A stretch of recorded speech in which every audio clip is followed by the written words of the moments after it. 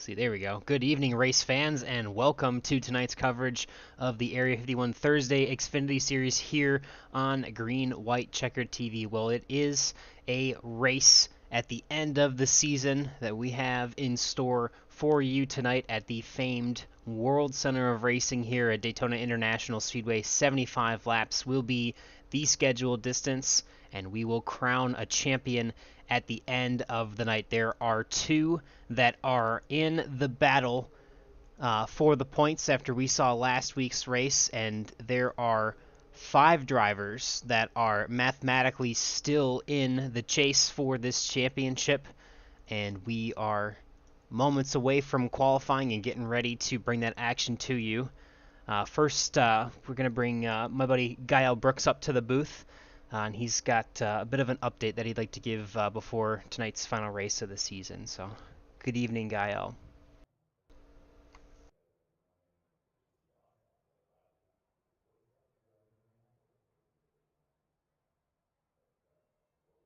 All right, so yeah, I appreciate it, Boomer. Yeah, so I'll probably struggle through this, but I'll do the best I can. But yeah, so basically, as you guys know, Gabe's wife Jeannie has been struggling, and so unfortunately on Tuesday she did pass away. So, Gabe, love you, man. Thinking of you and Jeannie and friends and family, and yeah, wish you guys all the best. And we're all thinking of you, and yeah, anything you guys need, we're here for you. And yeah, Boomer, I'll let you take over, bud. Yeah, man, that's tough. Obviously, we understand that she's been struggling from some time, and our hearts are absolutely with him and his family. And I appreciate that update, Gael. I know I'm tearing up myself, but it's tough. But everyone will absolutely be racing for him, and especially for his wife Jeannie tonight. And thinking about him, obviously we saw Brandon Briggs appreciate the chat there for Gabe at the beginning of the show. Definitely wanted to mention that we're thinking of them and have that moment there. So, um, but we'll take a short moment of silence for her before we continue on with the rest of tonight's broadcast.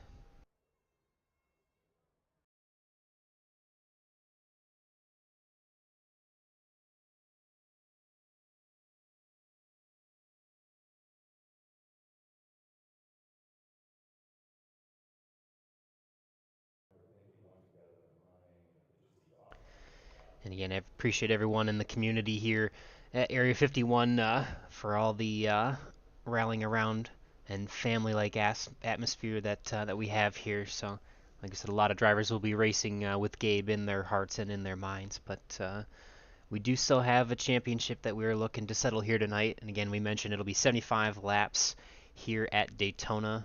We are currently in the qualifying session. And before I let you get in the car, Gael, do you have anything? I know obviously there's a lot of other things on your mind, but what are you looking forward to getting ready to ramp into tonight's feature race? Yeah, it's gonna be exciting. I'm so torn because Nick's been a lot of fun to work with this season. I love Dean to death as he's one of the original members over here too. So it's hard to root against either of them. I'm kind of almost wanting to not try to help either and just like kind of run my own race. And if I can not be involved in it, all the better.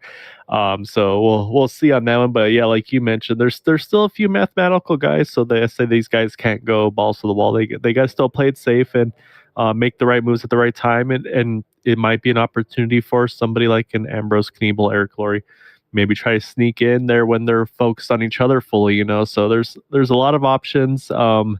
It's gonna be a lot of fun to see, and then of course everybody that's gonna be just they want to win a race. You know, you want to finish up the season on the high note. So, yeah, I'm. It's this a good. I'd say it's a good distraction to have with everything going on in all of our lives. So, yeah, just yeah, I'm looking forward to it, and we'll definitely be making some announcements here, hopefully in the near future, to let you guys know kind of what the plan is moving forward with the next season. Hopefully for 2023 season three. Just got to work with some of the admins. So we've been trying to do a lot of work behind the scenes, so we've been busy. But Boomer, I'll let you get to work now, sir. All right, thank you, buddy, and good luck in the car, and hope to maybe talk to you at the end of this one. Sounds good, man. Appreciate it. Alrighty, we've got something that Gael kind of hinted at was that championship battle between Nicholas Wing and Dean Wilkinson. So we brought those points up here, and you see there's 1 point that decides the difference between Nick Wing and Dean Wilkinson.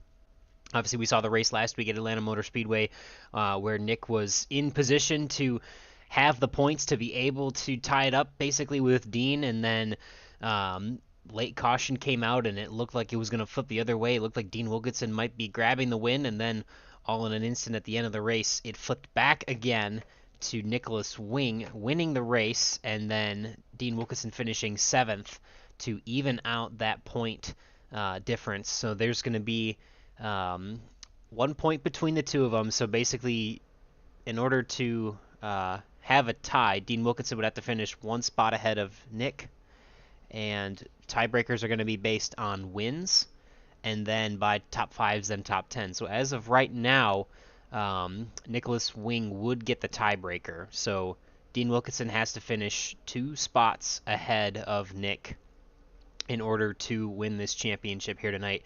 Ambrose Kniebel is still mathematically in this race. We've got what looks like a 20-car field getting ready to ramp up and ready to go here, as it looks like we are actually taking to the grid. So we'll move along here quickly. But Ambrose Kniebel, Eric Laurie, Jim Brooks, it is a big hole to climb out of for all three of those drivers, but it is not mathematically impossible. But they will have to expect something happening to Nicholas Wing and or Dean Wilkinson in order for them to be in position. So we'll bring up the grid as we are starting to get drivers on pit lane here.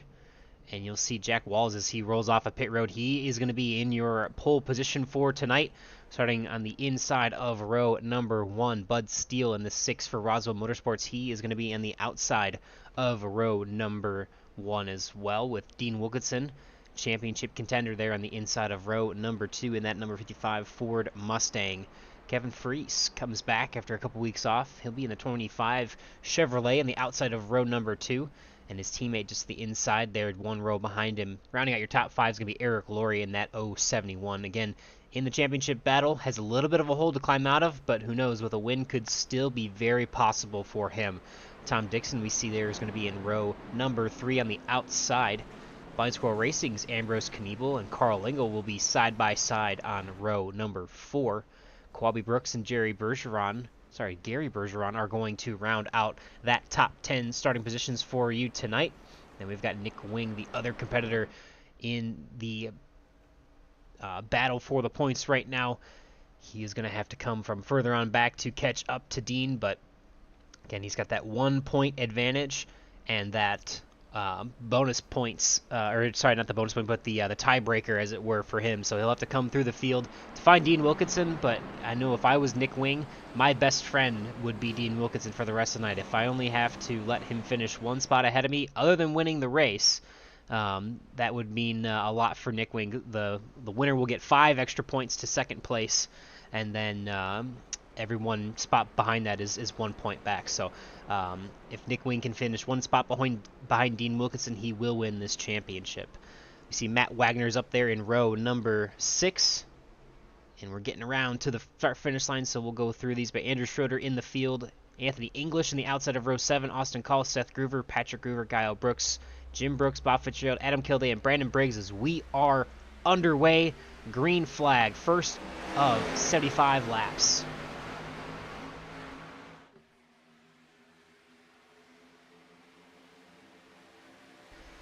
And we know you're watching, Gabe. We appreciate you greatly, and wishing you all the best in what is a very difficult time there, but appreciate you spending some time with us here tonight.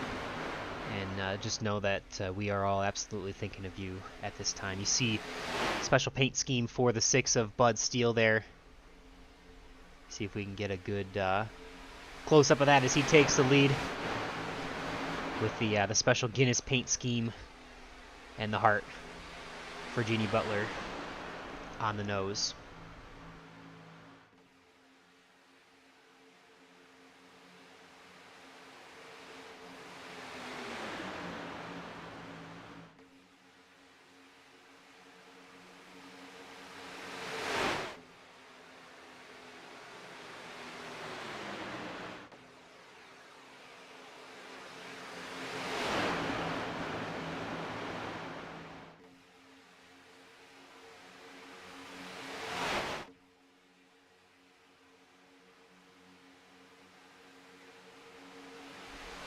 2 by 2, about 6 rows deep now.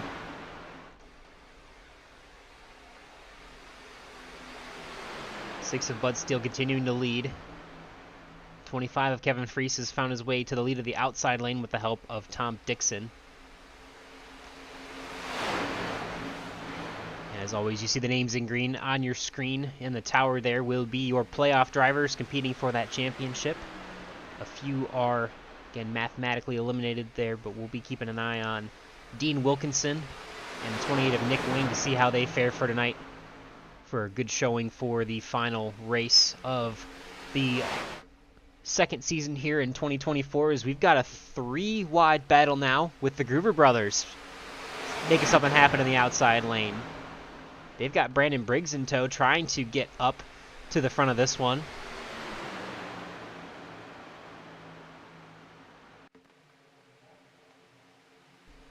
Gary Bergeron's going to try to jump to the top side. Brandon Briggs is going to switch lanes there, but it's still 3 cars, 3 deep, as the Groover brothers almost clear themselves. And they will, just barely in front of the 25. A little contact with the 6, and we're going to have a caution.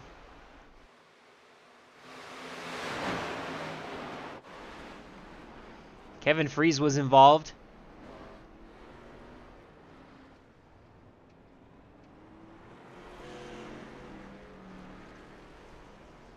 A couple stragglers, but just looking like they're taking up some repairs, or no repairs needed, as they were just checking up for that. We'll try and take you back to the moment of caution there. You saw Groover brothers getting into turn number 1, 3 wide. We'll see if we can take it back to the point of incident with the 25 of Kevin Freese, who looks like he's going to have to burn a fast repair early. So we saw that contact there with a 6. We're going to rewind it just a little bit there and see if we can see it a little bit better.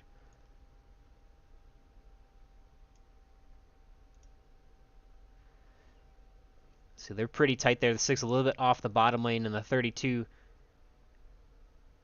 just barely making contact with a 25 there. And he comes down. And he comes down a little bit further and makes contact with the 6. And then when that does that, the 6 gets onto the apron, and it shoots him up the track. And unfortunately into the 25. Gary Bergeron involved. Brandon Briggs involved. Big ride. Tom Dixon in the 411 also involved. Big ride, wall ride for the 1 of Gary Bergeron, upside down almost. And you see the 11 of Matt Wagner making it through. A little bit of a slide for the 04 of Ambrose Canelo, but he makes it through. And then the rest of the competitors able to get down and okay. Actually, might have been a little contact there. We'll see if we can... We'll rewind this real quick, see if we can see after the incident, see if the 25 makes any contact anywhere else. So the 071 and the 30 getting on through. 04 got on the apron a little bit and sideways, but he ended up okay there. The 28 of Nick Wing gets down to the apron. You see on the bottom right of the screen. Jim Brooks still mathematically in the chase for the championship here. I believe that was the 44 of Anthony English, just coming to a slow crawl to get through, as well as Adam Kilday, Guile Brooks, and Bob Fitzgerald all able to get through okay. And we will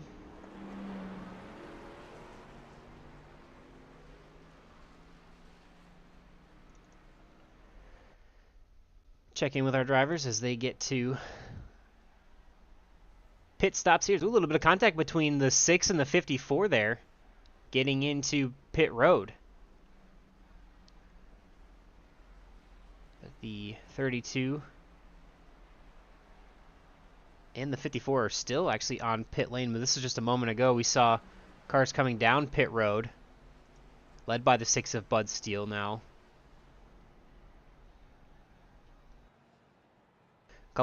Couple cars that stayed on track were the 30 of Carl Engel and the 04 of Ambrose Kniebel. And as they come out of pit road, you'll see Jack Walls comes off first, so he'll restart in third behind Bud Steele and Austin Call. And we'll take a quick commercial break, and we'll be back for the restart here.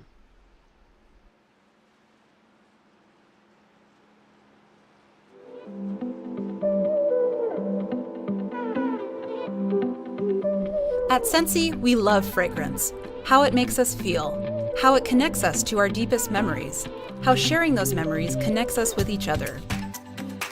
And as it turns out, there's a lot of people who feel the same way and share Scentsy's core values of simplicity, authenticity, and generosity. Our beautiful campus in Meridian, Idaho welcomes employees, consultants, and the community year-round. That's why we've grown from selling just warmers and wax to selling a complete line of products, so you can fill your life with fragrance no matter where your day takes you.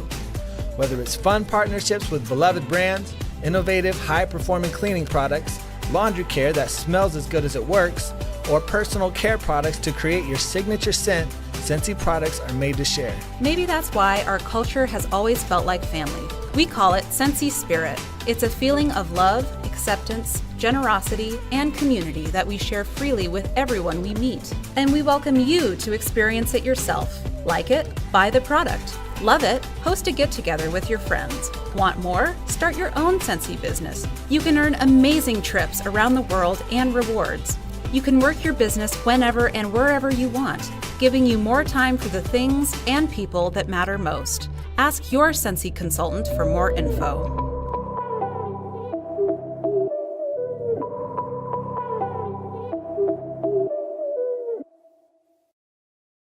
Yeah, go ahead.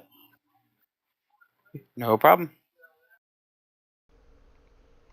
All right, the lights are off on the pace car, but we are ready to get back green after this early caution here. We've got number 11 of Matt Wagner in the field tonight.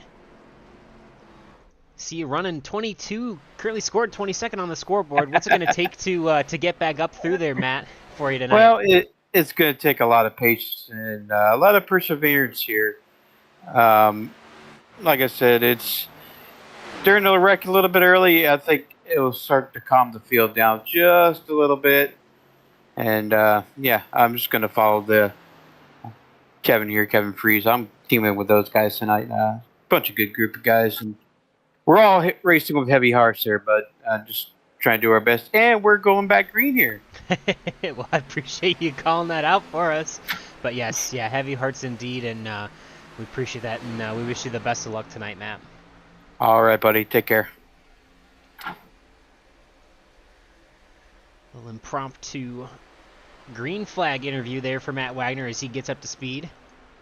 Currently in the 19th position. We'll jump back up to the front as we see the 30 of Carl Lingle.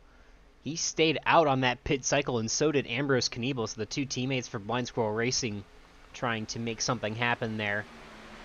And they're going to have about 6 laps less fuel than the rest of the field. We're restarting there on lap 7, coming to 8.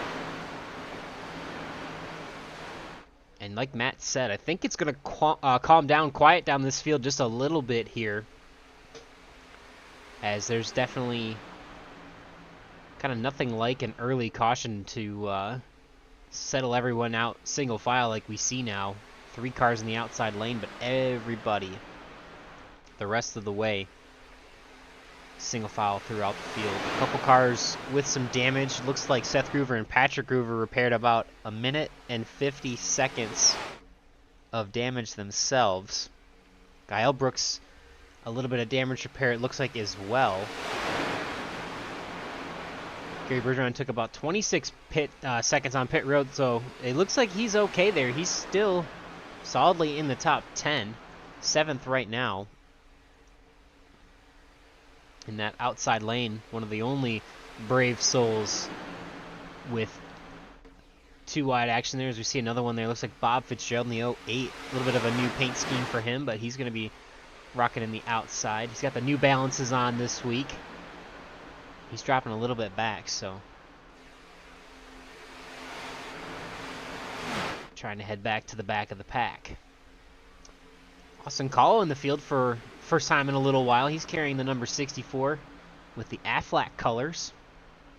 We see Anthony English as well out here with us once again. So a couple names that haven't been around in a little while. Appreciate that. Andrew Schroeder's been back with us for a couple races towards the end of this season here. Currently scored in the 3rd position, having a good run so far. There's a little more 2x2 action throughout the field. A little 3-wide action there for a second with Ambrose Knievel way up top. He's going to settle on down. Actually, Adam Kilday is back in the field after running most of the season as well.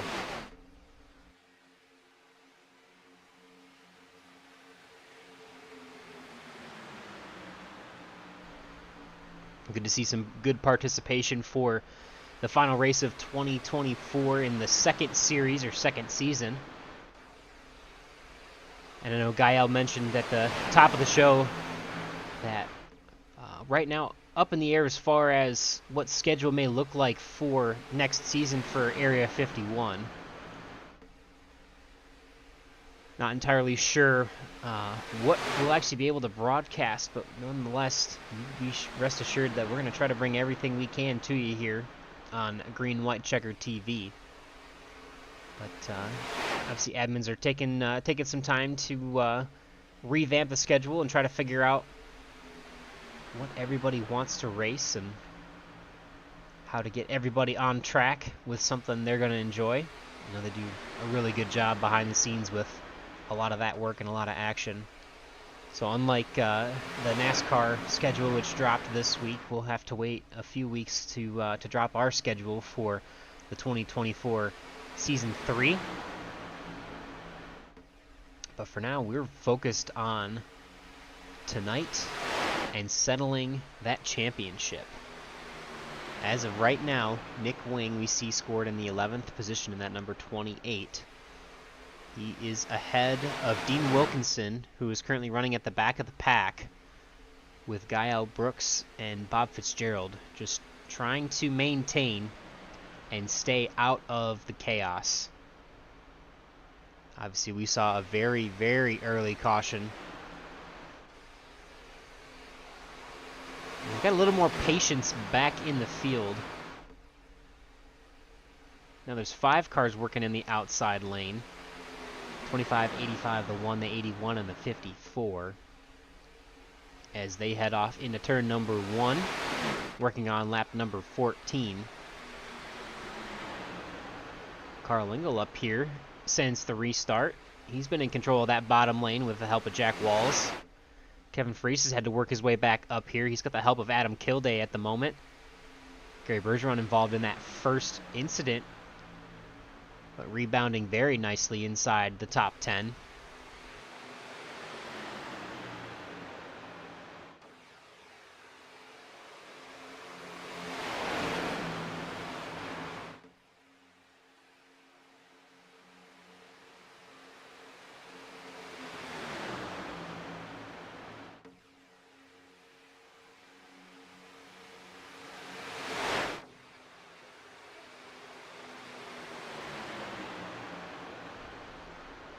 "15 laps in, and Blind Squirrel Racing's Carl Engel still at the front of the field. A couple guys just trying to maybe form that third line, maybe peeking out just a little bit. Brandon Briggs there, showing the nose, but not quite enough space to get there. 2x2 they'll stay. And he gets to run off a 4. He makes it 3 wide this time, through the short chute and into the tri-oval. 3 wide at the line. Battling for 5th place at the moment.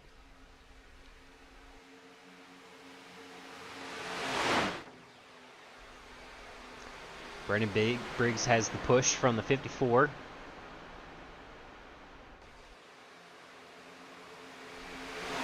And you see momentum as a Seth Groover machine. Number 32 gets up there as well. He's going to join that outside lane.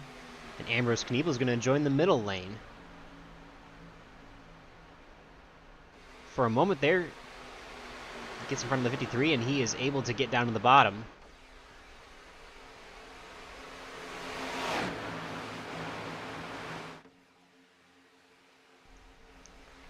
Still 3 wide. Brandon Briggs trying to make some progress, but he's now stalled out at about the door of the 85 of Adam Kilday, who is pushing the 25 of Kevin Freese.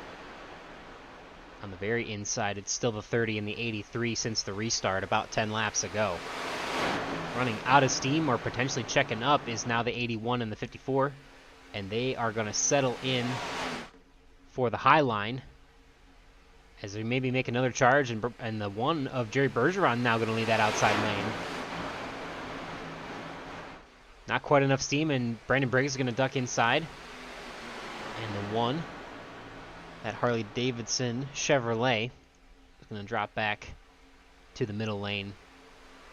Ooh, there's a moment for Andrew Schroeder. He gets off okay, but everybody behind him doesn't. Yellow flag on the speedway. Lots of cars involved. The 85, the 04, the 071, the 53.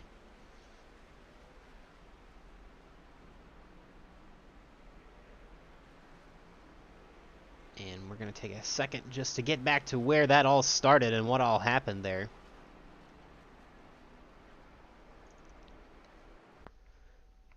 By now in the replay, it's already well developed, so we'll take it back just a moment. You saw that squeeze there. And the 83 gets out of line just a little bit. The 25 shows the nose inside.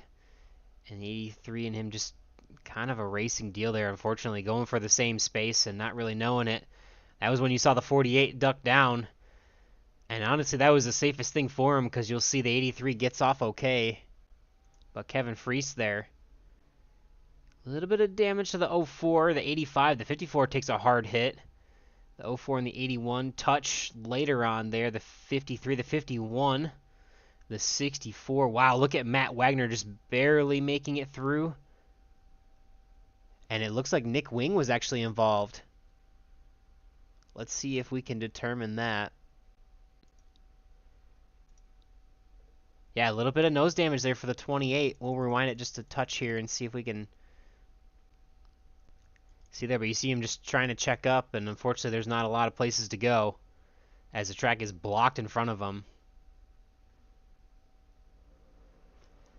A little bit of contact to the back of the 53. As you see, absolute carnage is 81, and Brandon Briggs went for a wild ride. 25, plenty of wheel damage. And you see all the cars in the back just trying to check up. Plenty of smoke there. And we'll jump back live and see Carl Lingle lead us down for the second caution of tonight.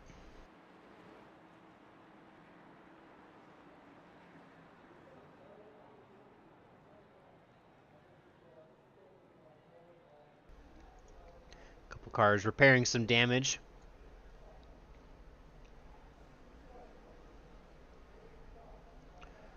Four tires and fuel here for Carl Lingle. And we'll actually see Jack Walls get off first with Austin Call.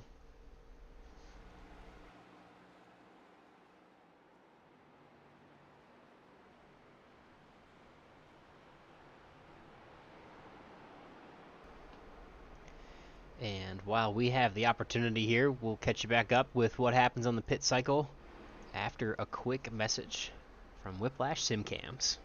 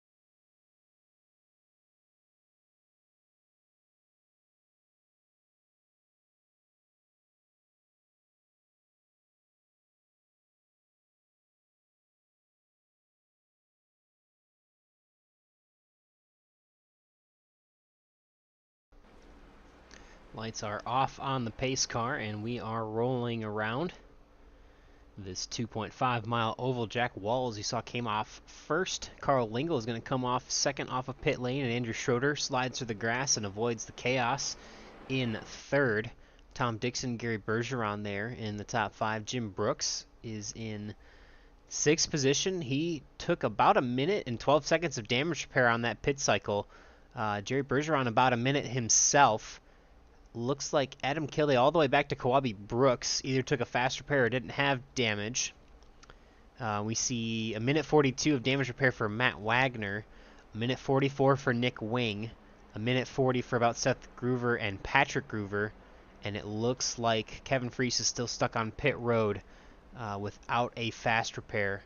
So I think he is going to be done for the night, unfortunately. And it looks like Ambrose Kniebel is back out on track. I think he's the only car one lap down. Yeah, I think, yeah, he'll be the only car one lap down. So he'll be in the lucky dog position, which is good, especially after all the chaos that we've had early on in this one. But we are ready to get back to green flag action. 83 of Jack Walls will be the control car. Up to the gearbox they go. He's going to get a good shove from the 48. Getting back up to speed here at Daytona.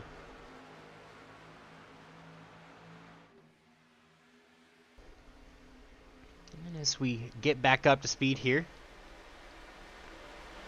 we do a little crank it up.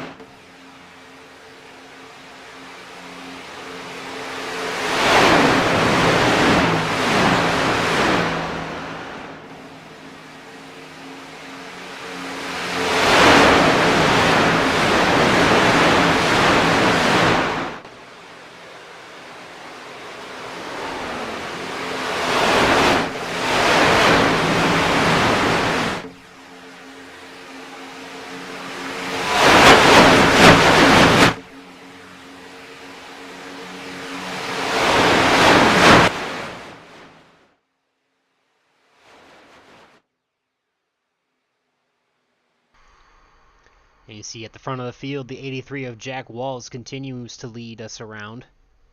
48 of Andrew Schroeder with the good push. Gary Bergeron in the 3rd position, able to stay ahead of the second bit of chaos here. Carl Lingle finds himself in the 4th position. Tom Dixon in the top 5. We see Jim Brooks in the 6th position. Now, Jim Brooks, one of the drivers who is not mathematically eliminated from the championship, but it is going to take a lot of effort and a little bit of luck. Jim would likely need to be in a position to win the race and see Dean Wilkinson and the 21 of Nick Wing finish, I believe it's 19th or worse. So he would need both of those drivers below 19th in order for him to be in position. And that does not account for where Ambrose Kniebel and Eric Laurie would have to finish as well. Ambrose Kniebel is 14 points off the leader. And he finds himself 1 lap down. And then the other contender being Eric Laurie, who is 17 off the lead. And not in the top 10 at the moment, but just outside. As far as the championship battle goes right now, Nick Wing is in the 11th position. Dean Wilkinson is still very patiently holding on to that last spot in the lead draft, back in 19th place, making sure that he avoids the chaos that could come at any moment from what we've seen here tonight.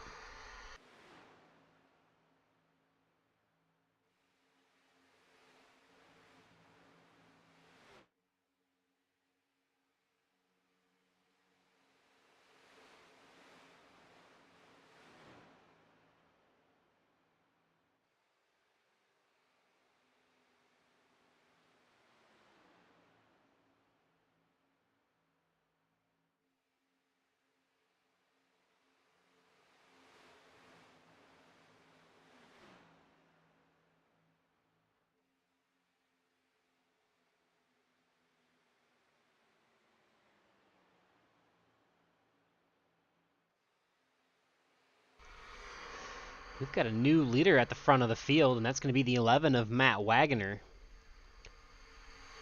He got the push from the 6 of Bud Steele, who is now working in the outside lane with Adam Kilday,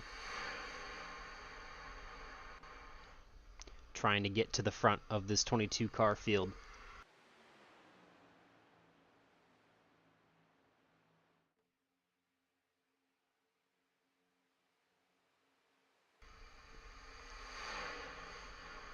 Just completed lap number 29, working on 30 of the scheduled 75 lap race distance. Little side draft for the 11 for him and Adam Kilday, who work well together as teammates. Not running in the voice chats together tonight, but they have been teammates in other series and have run very well together here at Area 51 as well. And you see another big side draft for the 11 up to his teammate in the 85. You see Brandon Briggs up there as well, currently scored 2 laps down. The only car 2 laps down, and the only other car any laps down is the 04 of Ambrose Kniebel, who is towards the back of this pack, just tucked in behind Nick Wing, under the wing of Nick Wing, if you would.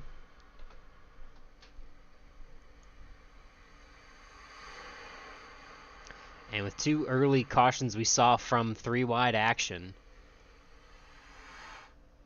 the pace has definitely slowed down a little bit, but I don't think for much longer before it really starts to ramp back up again.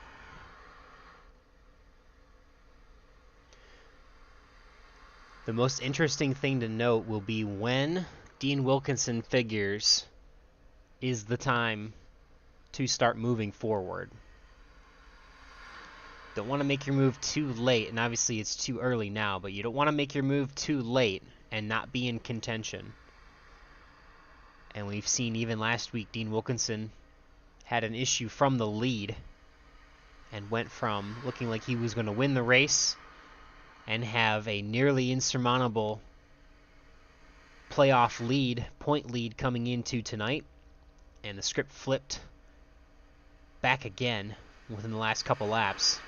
And now he is finding himself 1 point behind And the loss of the tiebreaker is we got a little bit of a slow 83 car. Oh, we got some contact on back. The 30 of Carl Lingle into the fence. We still stay green. Yellow flag finally out.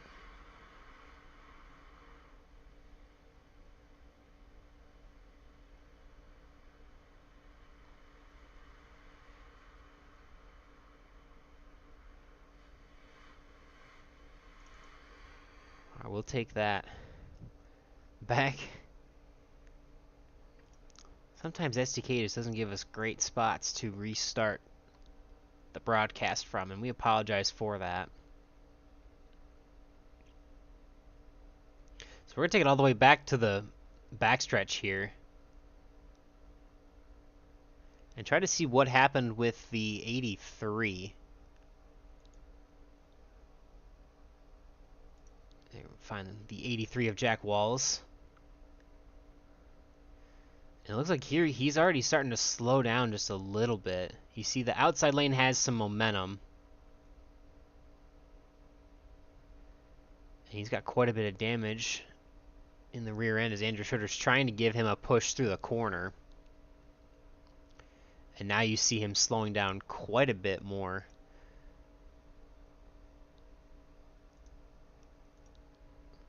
And the rear bumper cover coming off. We don't see any damage from the front end to expect his pace to be slowed. But you can definitely tell the 48 is pushing him pretty good through the corner. And you see the bumper cover that keeps glitching out there.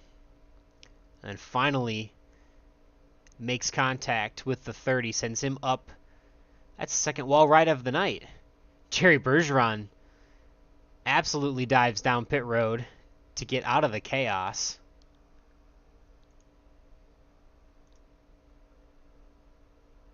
And it looks like he makes it through okay. See the 30 up in the wall, and it looks like after that, no harm, no foul. There's a bit of a moment for a few drivers here.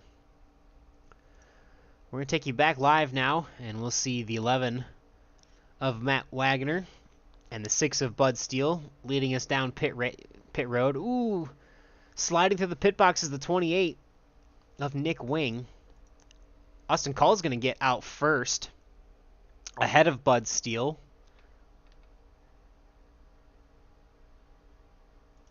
Followed by Carl Lingle, it shows right now. He's on the racetrack still, but Andrew Schroeder will be the third car coming off of pit road, then Gary Bergeron, Jim Brooks, Anthony English, Tom Dixon, Quabi Brooks, and then Nick Wing in the top 10. And Eric Laurie, Jack Walls, Dean Wilkinson, Matt Wagner, spending a little bit of an extended time on pit road. 30 seconds on pit road for Dean Wilkinson. You see him coming out of his pit stall there. Jack Walls, Matt Wagner, Seth Groover, Patrick Groover, Adam Kilday still on pit road trying to repair some damage. And we see Kevin Freese finally able to rejoin the field here. Quite a few laps down, but finally fully repaired, or at least as much as iRacing will repair in the session here. And we got Brandon Briggs coming out. And that should be everybody back out on the track. Well, while we have a minute, we'll take another quick commercial break. And we'll be right back for the restart.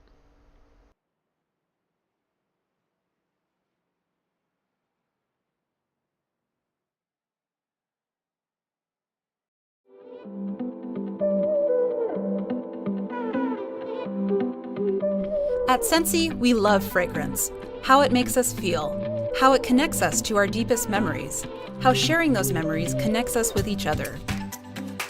And as it turns out, there's a lot of people who feel the same way and share Scenty's core values of simplicity, authenticity, and generosity. Our beautiful campus in Meridian, Idaho welcomes employees, consultants, and the community year-round. That's why we've grown from selling just warmers and wax to selling a complete line of products so you can fill your life with fragrance no matter where your day takes you. Whether it's fun partnerships with beloved brands, innovative, high-performing cleaning products, laundry care that smells as good as it works, or personal care products to create your signature scent, Scentsy products are made to share. Maybe that's why our culture has always felt like family. We call it Scentsy Spirit. It's a feeling of love, acceptance, generosity, and community that we share freely with everyone we meet. And we welcome you to experience it yourself. Like it? Buy the product. Love it? Host a get-together with your friends. Want more? Start your own Scentsy business. You can earn amazing trips around the world and rewards. You can work your business whenever and wherever you want, giving you more time for the things and people that matter most. Ask your Scentsy consultant for more info.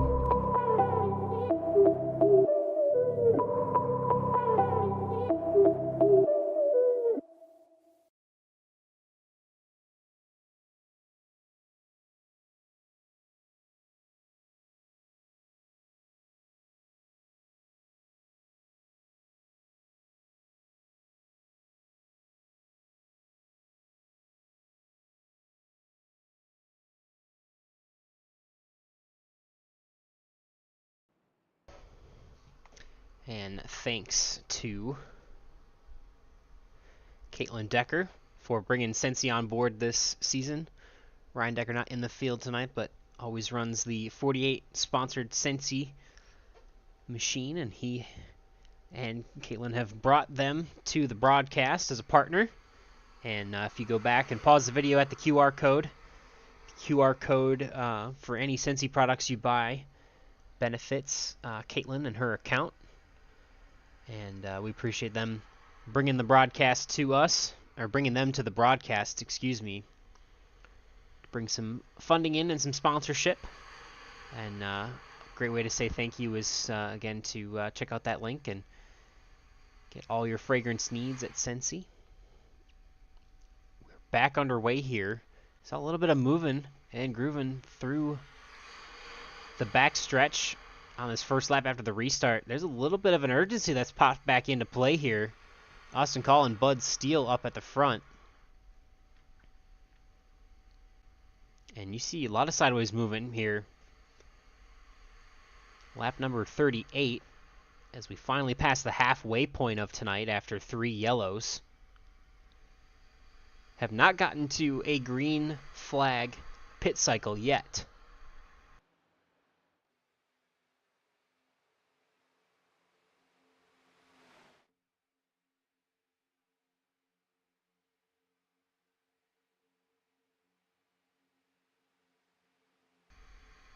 Two by two, 3 cars deep. 4, including the 54 of Patrick Groover. Tom Dixon leading the inside line. Adam Kilday is in the outside line with Kevin Freese, who is 14 laps down but back on the speedway. Lucky Dog that time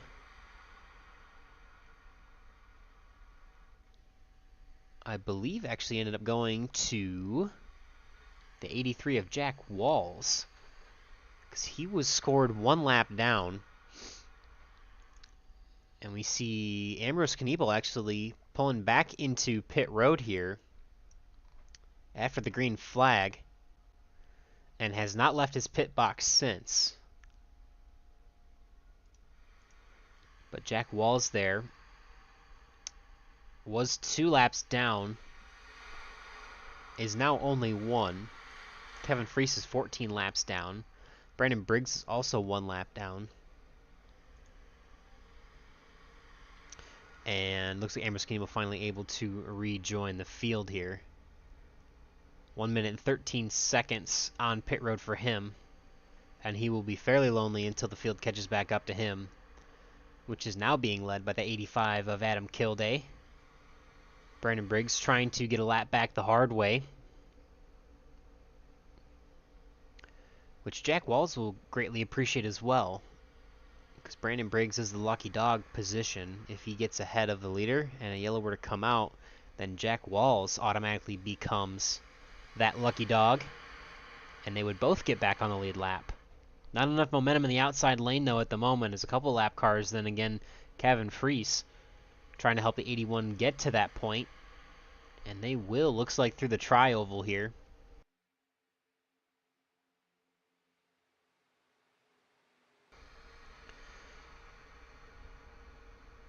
The championship points update for you. You see Nick Wing in the 13th position. And a few cars back is the 55 of Dean Wilkinson, still trying to hold on and avoid the chaos at the back. Nick Wing starting to employ that strategy a little bit, as he's kind of one of the first cars completely behind the two wide action there, with the 44 of Anthony English just up ahead, trying to make the high line work. And you see some good looking paint schemes for the 71 and the 11. A spotter's nightmare, but thankfully they at least have different colored numbers. 71 of Gael Brooks and the 11 of Matt Wagner, friends of the broadcast. These guys have run pretty well this season in those two paint schemes. Second place, actually I think it was maybe a third place for Gael. Second or third, I can't remember. There's been a top 3 interview for both of these guys on multiple occasions, and obviously highlighted with the win at Atlanta earlier this season for Matt Wagner. Always fun to see those guys in the field. 85 of Adam Kelly still pushing the 81 of Brandon Briggs. Again, the 85 leading this race. He's got a cushion because he's got a lap car ahead of him and a lap car to his outside. The 411's the next car position, now the 48 as he surges ahead in the outside lane. But the 85 is your leader, the 48 trying to push the 25 ahead, and that is now 2 lap cars that have earned a lap back from our leaders by being ahead of them on track. Again, Kevin is 14 laps down behind the leader, 13 ahead of Adam Kilday. Brandon Briggs only scored 1 lap down at the moment. Behind the leader, he would be 2. And they're just waiting to see what could happen.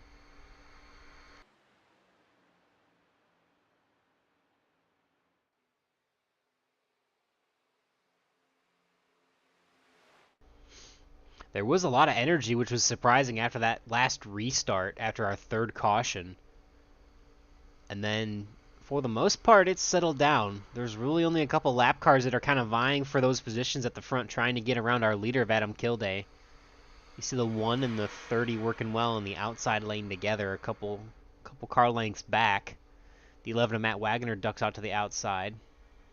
But that's about it. Everybody else riding around in the inside, lap 45. Still 30 laps to go.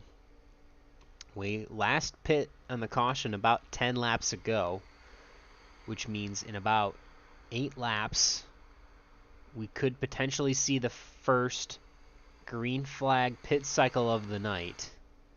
And we're not trying to jinx it by saying it, but it has not happened yet here on this Thursday night, the 29th of August.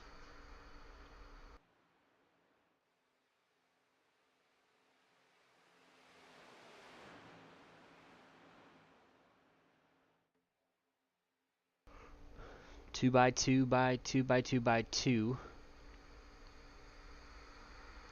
5 rows deep. A couple car lengths back to Kawabe Brooks in the outside lane, falling back.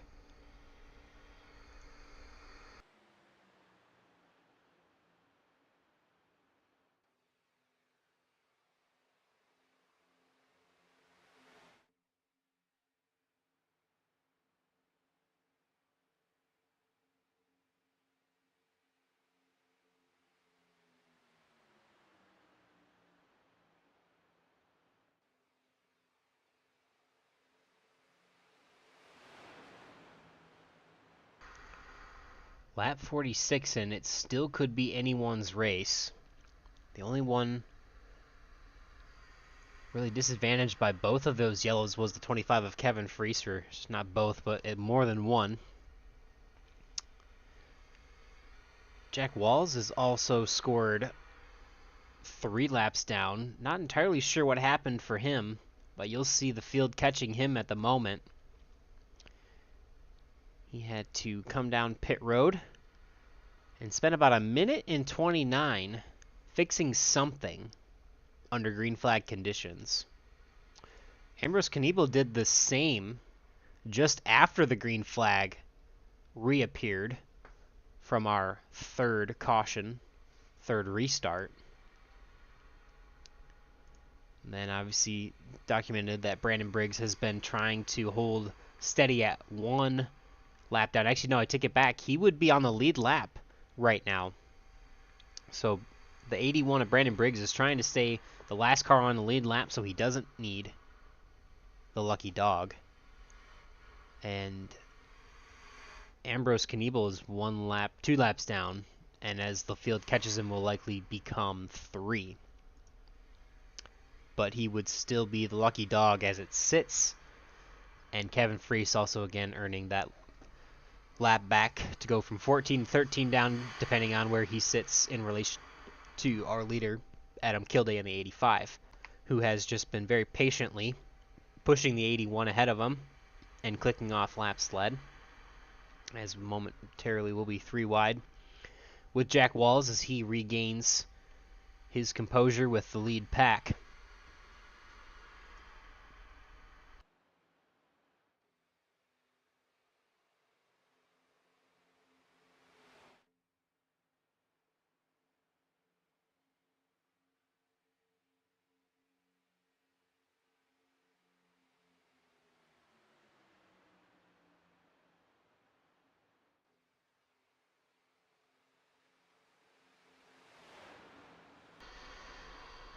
Lap number 49 coming to 50 in the 85.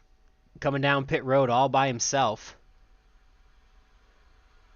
A little bit of smoke for the 85. Potentially a blown motor there, getting stuck in traffic. Slides to the pit box, but we stay green. Andrew Schroeder is going to take over that lead. Gary Bergeron now working in the high lane. And they're going to try to put Brandon Briggs back a lap down. And in fact, they do.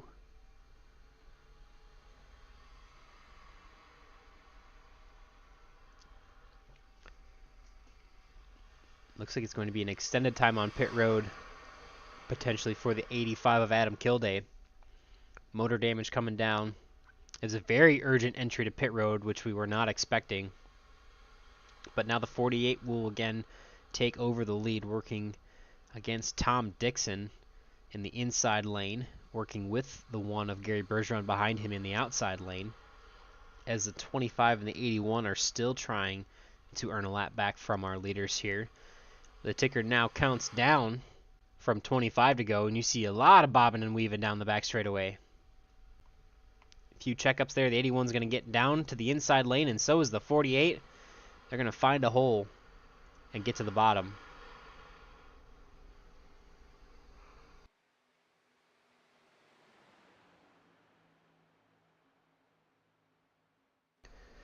It's going to be a really tight window.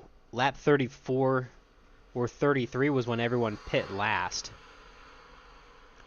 So about 41, 42 laps, which is quite a ways to stretch on fuel.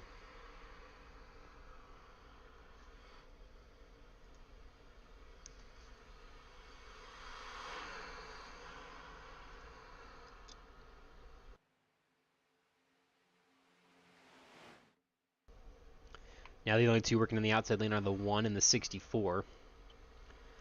Kwabi further on back, still right in the outside lane without any help. Trying to side draft Matt Wagoner to make some momentum for him. And Gary Bergeron is going to come by and lead a lap this time by. He's going to have a lot of momentum coming to the Tri-Oval, getting past both the 25 and the 81 lap cars, as the field catches the 04 of Ambrose Kniebel to potentially put him 3 laps down. Adam Kilday still stuck on pit road. If my memory serves correctly, I believe he is out of a fast repair.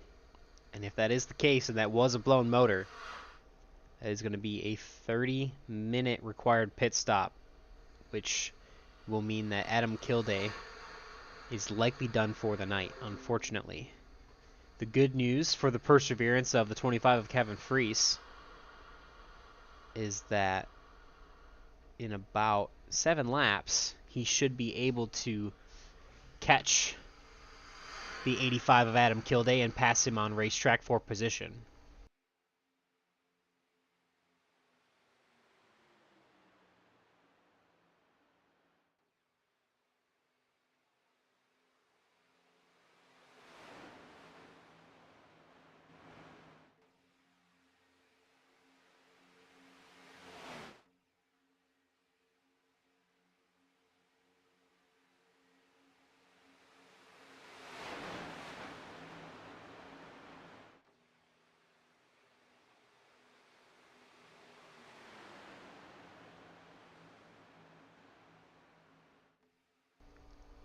Three wide for a second here as a 64 splits the 1.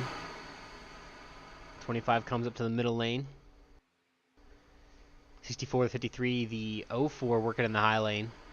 25 the 1 in the middle as Gary's going to drop down behind the 81 and the 48. 21 laps to go. We're getting really close. With little contact there for Quavi Brooks in the outside wall. Getting very close to that final set of pit stops. And it is going to be very tight. It's going to be a 41 to 42 lap window that these drivers are going to have to survive at the end of this, which means that they're going to have to go 21 to 22 laps each stint all the way to the end. And as of right now, it looks like it's pretty feasible to do. Hard to tell from the booth, but it could mean that some people are saving a little bit of fuel, especially at the front of the pack. Or the numbers have been adjusted just slightly from my memory. But nonetheless, we'll be coming to 19 to go, which I think means everyone should have a chance to make it on fuel. But I think we'll also meet is, yeah, you see 3 cars get clear. I think the 48 was absolutely checking up to save some fuel there, because you don't normally see 3 cars get clear at the front of a pack. Okay, blind score racing's coming in this time. Carl Lingle, Ambrose Kniebel. Now my next thought was going to be that if everyone's going to be coming here towards the end in a fairly limited window, it's going to be a lot of cars on pit lane. We could potentially see most, if of the rest of these drivers come down.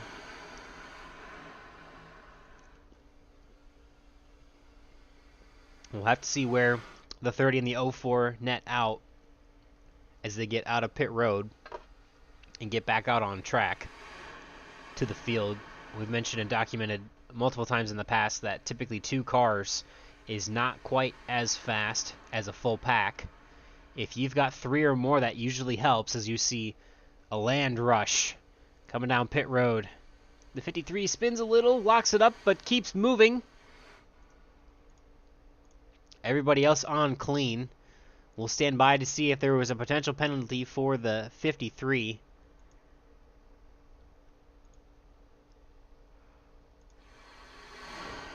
So Seth Groover with some momentum with the 071 and the 71 or the 11, I'm not sure. It's 71 of Guile Brooks. As they get down and get around the 81 and the 1 who had the lead at the time. Now it's going to be the 32, the 071, and the 71, and they're going to come down pit road. And it'll be almost the rest of the field here. 32 leading the way. Patrick Groover trying to steal a couple spots. Locks up, slides, and holds on to it. No penalties so far for anybody else, so Quavi Brooks able to check the car up in time. Tom Dixon, Dean Wilkinson, Bob Fitzgerald here in this group. This is going to be the money stop for some of these drivers. As again, Dean Wilkinson trying to make this late race charge. Hanging out in the back of the pack and just trying to be there at the finish like he said he's tried to do throughout the playoffs, throughout the season. There's going to have to be a mistake-free final pit stop because the Nick Wing 28 machine has gotten in and out of pit road successfully. So the lead is going to go to the 071 and the 71. You'll see the momentum for some of the cars that were already back out on the track coming down the back straightaway here, led by Austin Call. And the joke of the favorite brother now leading the whole Brooks family, as Kawabe is going to push 64 back out to the lead. Kevin Freese still hanging on to this pack, 14 laps down in the 25.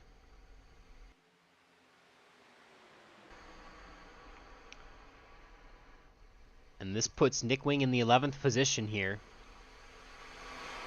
As you see, Dean Wilkinson coming out of pit road now without a lot of help. He's going to have to try and latch onto the back of this pack, which is slowly creeping away out of his reach.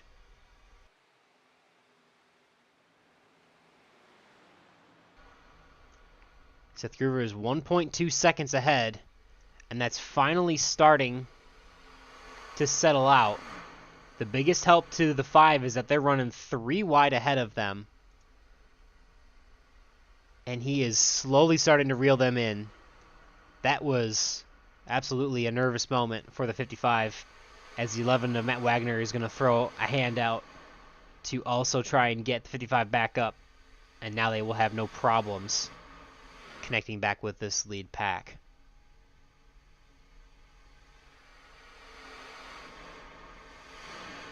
A lot of sportsmanship that we've seen here in the past from this league, from a lot of people.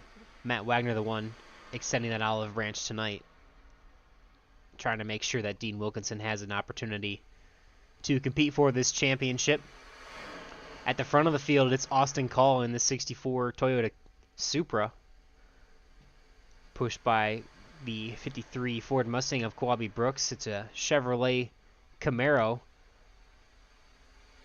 6 cars deep in the outside lane, led by Kevin Freese and the 48 of Andrew Schroeder. Kevin Freese, a reminder, a couple laps down. He'll be 13 laps down if he's ahead of the leader, 14 if he is behind the leader. And he is only 1 lap away from passing Adam Kilday, who is still stuck on pit road, trying to repair some damage. A little bit of a moment there as everyone's trying to figure out where they want to go.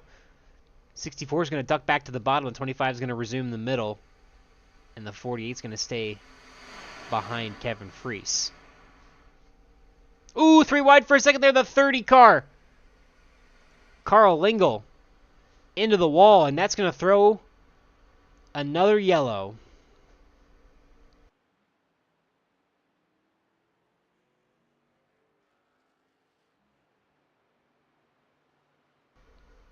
A very fast yellow, but we'll see how that unfolded. You see the 32 trying to make that third lane happen there. And unfortunately, the door closes with the 30, and the contact is made. Thankfully, it doesn't look like there's much damage for either of those cars. So it should be a pretty quick damage repair for those drivers. And we'll jump back live as pace car picks up our leader, the 64. So, fortunately for the 25 of Kevin Freese, ahead, it looks like, of the leader at the time of caution. On that lap, he gets 1 lap back, waved around the pace car. So he's going to be 13 laps down, and he is going to pass Adam Kilday. The biggest disappointment for Kevin Freese is now there are not enough laps left in this race for most to be able to retire and him gain a spot. He still could pass the likes of Jack Walls and Ambrose Kniebel further on back in the pack, as they are 3 and 4 laps down, Ambrose and Jack. But that'll be about all he'll be playing for tonight, for the rest of the night. as we'll watch our drivers come down pit road, see who may stay out, figure out that lineup before we get to another commercial break. And no takers. Everybody electing for the track position. The first one on pit road is going to be the 32 of Seth Groover. Then it's going to be Matt Wagner. Then it's going to be Dean Wilkinson, who's going to get a little insurance policy for his fuel. Everybody else pretty much staying out. And Brandon Briggs is going to get that lap back as the lucky dog. He'll be back up into the lead. And before we get ready for more Super Speedway action, we'll take another commercial break.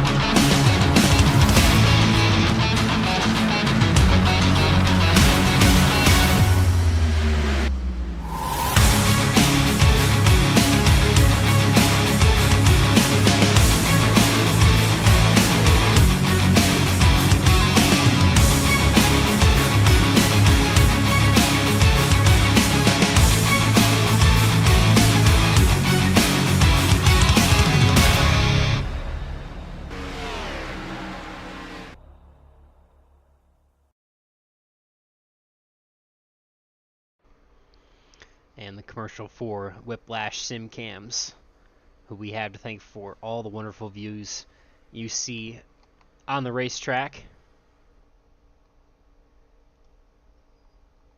including a very beautiful look of the entire speedway here tonight.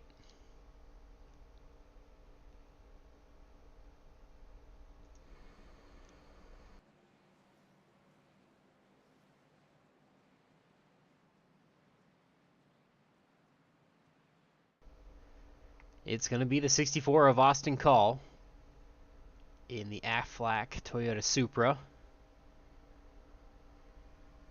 Restarting in the first position as they head through turns 3 and 4. Andrew Schroeder to his outside. Both of these drivers have had a good night in the top 5. Quabi Brooks has driven up to the top 5 as well. Anthony English will be your 4th on the restart. Eric Laurie, then Gael Brooks. Gael Brooks had a really good pit cycle there, trying to go for it here. Make something happen to try and win a race at the end of the season here. Patrick Groover well up into the top 10. Jim Brooks as well. Nick Wing in the 9th position. He is currently your points leader. His biggest threat again being the 55 of Dean Wilkinson, who came down pit road for a little bit of fuel and some 4 fresh Goodyear tires for a little extra stability and an insurance policy in case we do go longer than the scheduled distance of 75 laps. He's going to make his charge. And we were talking about it earlier where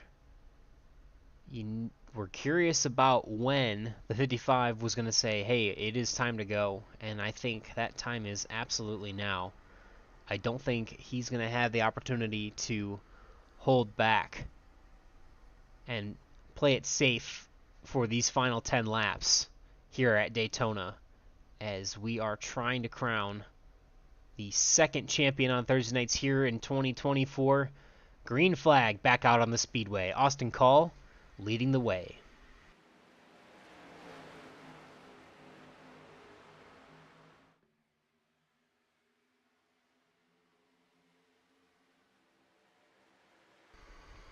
A little bit of a disconnect for both the inside and outside lane. Quabi Brooks finally back to the bumper of the 64. The 48 and the 44 working in the high side.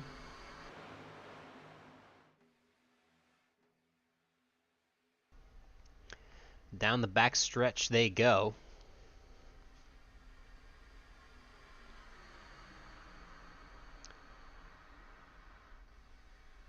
"18 cars on the lead lap after the lucky dog for Brandon Briggs.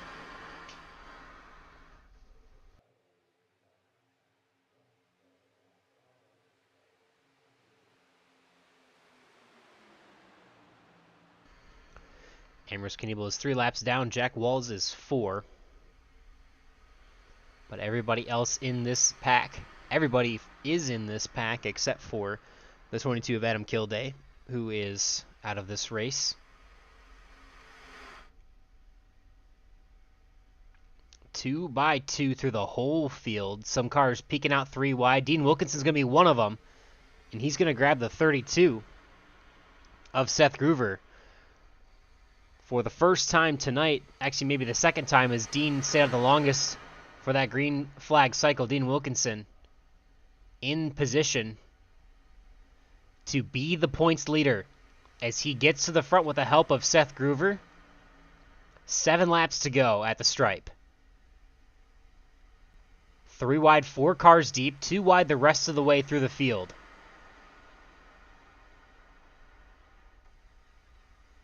Dean Wilkinson now the leader of the 3rd lane.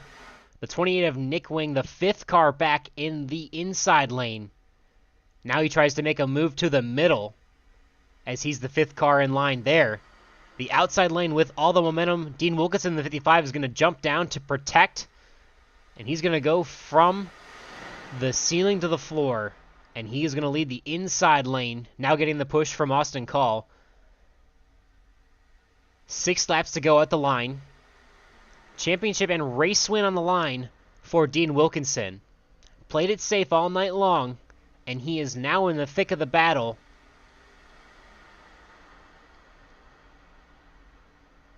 The 32 and the 11 still trying to work their magic in the high lane. The 25 lap car of Kevin Freese is back there, and so is the 28. And we've got 1 car. Looks like Gael Brooks. He's going to get on a line and let the chaos ensue ahead of him, as the 28 is now pushing the 25. And the 55 has fallen a couple spots back in the inside lane. Now 1 spot between the two, as it sits at the moment. Nick Wing 1 point behind, but tied. And with the tiebreaker over Dean Wilkinson, now 2 back. The lead goes back to Dean Wilkinson in the points. The black and white Cheerwine Ford Mustang, Dean Wilkinson, back to the points lead. 5 laps to go. The 28 of Nick Wing working in the middle. The red and blue Toyota Supra in the 28. Oh, and we've got a wreck. The 81 goes to the bottom. Rejoins. Oh, another one spinning. It's the 08 of Bob Fitzgerald. He is going to bring out a caution. It looks like the 04 hard into the wall. Jim Brooks hard into the 04.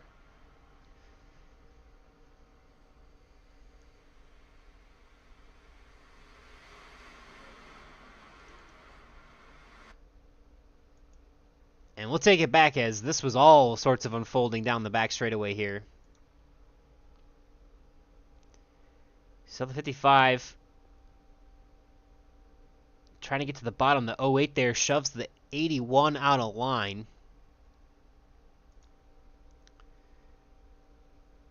And you see the 08 making contact with the 1 of Jerry Bergeron.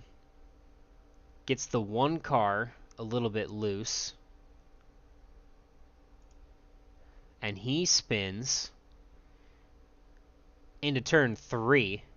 And when they get that much speed going through the apron, it is really hard to get those cars stopped, and you see him come back up the track. And unfortunately, nowhere to go for the 81. Gets a little bit of net code of contact, and then he gets up into the 04. The 81 comes down, hits the 071, and you see the 51 of Jim Brooks trying to check up, and just not really much of anywhere to go. Big impact to the 04, and the 71 of Gael Brooks smartly moving back in that pack, just barely gets through on the high side. So we've got 4 laps to go. A couple cars coming down pit road to grab some extra fuel. But as the caution came out, so Jack Walls is going to get his lap back here. He's a couple down. I think he was 4 before, should be 3 now as it's shown. The Groover brothers are at the head of this field now. Then Andrew Schroeder, Dean Wilkinson, Anthony English, Matt Wagner, Nick Wing, Austin Call, Tom Dixon, and Gary Bergeron.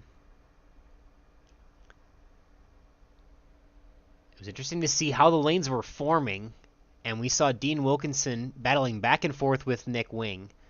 Now remember, every position, is a point. One single point in the championship. Nick Wing came in 1 point ahead of Dean, which means that Dean would have to get 1 position or 1 point ahead of Nick to tie.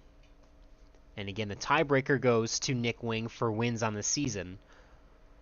Now that changes, obviously, if Dean Wilkinson finishes 1 point ahead of Nick, but Dean wins the race.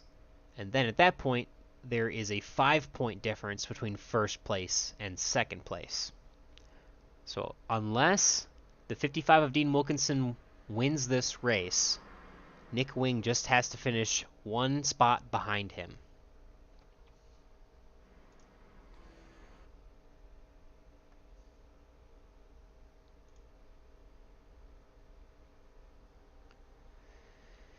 This will be our first attempt at a green-white checkered.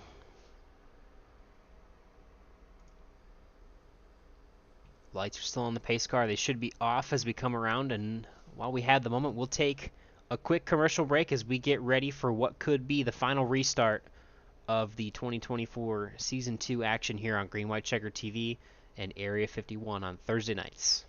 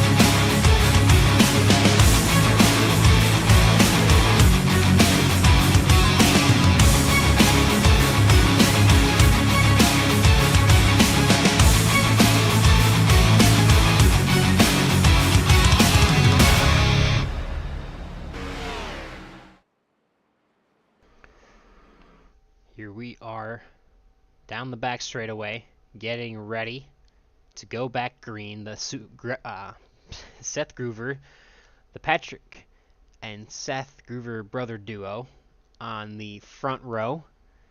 Dean Wilkinson, the second car in the outside lane. Andrew Schroeder will restart in the 3rd position. Then it is the 44, the 11, and the 28 of Nick Wing.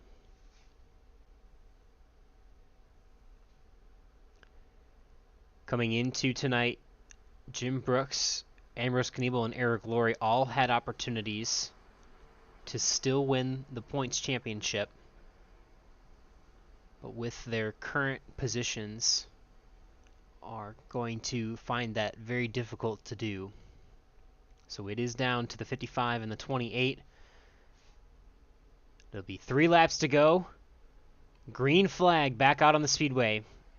Seth Groover with a great run up through the gears, through the tri-oval, but a better connection as though he's going to jump up in front of his brother, and they are going to try and control this race from the outside lane. 48 of Andrew Schroeder surges ahead. That means the 28 of Nick Wing, was going to surge until he picked the outside lane and jumped up.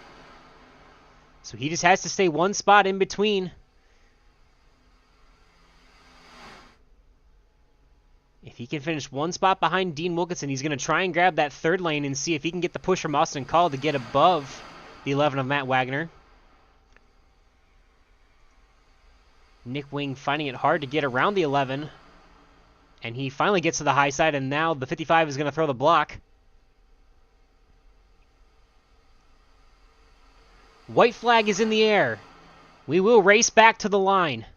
One position on track, but many positions in between for the 55 and the 28. Who is going to win it here? They're going to go 4 wide in the middle, and there's going to be contact between the championship favorites. The 28 is going to get spun around. The 55 continues. Is that going to be enough? Dean Wilkinson continues on with a very wrecked race car, and the 28 further on back. Andrew Schroeder is going to lead this pack with the 32 of Seth Groover and try to come around for the race win. The 48 has momentum on the bottom. Oh, he gets sideways. Wrecking behind them, it's going to be Andrew Schroeder across the line with a very torn up race car is the 55 of Dean Wilkinson. He needs to finish 2 spots ahead of Nick Wing. And the 83 passes at the end. It's going to be the 55, then the 071. Will Matt Wagner finish this race? Yes, he will. Nick Wing will finish 12th.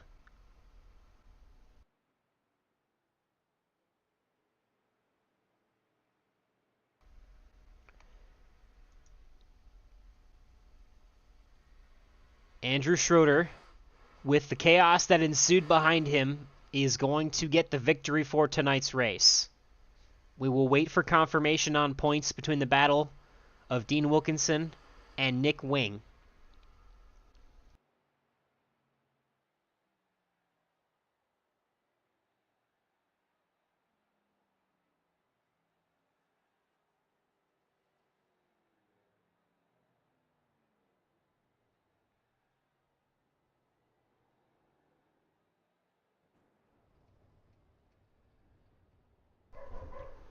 Celebrations on the front stretch for the 48 of Andrew Schroeder. And we will go through the entire unofficial race results as the 48 continues to celebrate in the infield. So the results here, obviously we saw in first place, the 48 of Andrew Schroeder grabbing the win. As the wreck unfolded behind him, Seth Groover will finish second. Anthony English will finish third. Tom Dixon and Gael Brooks are going to round out the top 5. Bob Fitzgerald has a decent recovery to finish in the 6th position, up 14 points, or up 14 spots in the night. Quavi Brooks there is going to finish 7th place. Caught a little bit of the action in the chaos at the end there in that final lap. So did Austin Call, but he's going to nurse it home to an 8th place finish. And then we see Dean Wilkinson, 17 seconds off of the leader. Eric Laurie is going to come home in the top 10. Then you see Matt Wagner there in the 11th position and Nick Wing in the 12th position. Gary Bergeron had a great run at the front of the field, but unfortunately is going to have to settle for a 13th place finish for tonight. And we see Patrick Groover and Bud Steele be your last 2 finishers on the lead lap. Jim Brooks involved in the last lap, not able to make it back around, so he will be the first car 1 lap down. We see Jack Walls here in the 17th position, and the 18 of Brandon Briggs in the 18th position. And we've got some incidents involved for Carl Lingle, Ambrose Kniebel, and then obviously bigger incidents even for Kevin Freese and Adam Kilday for some early retirees. So we will bring up our 3rd place interviewee first, and we'll tease what we're hearing reports of for the championship being official. We'll tease that for now, and we'll start the interview process for our top 3. The first of which will be Anthony English, who we'll bring up in just a second as we get organized here.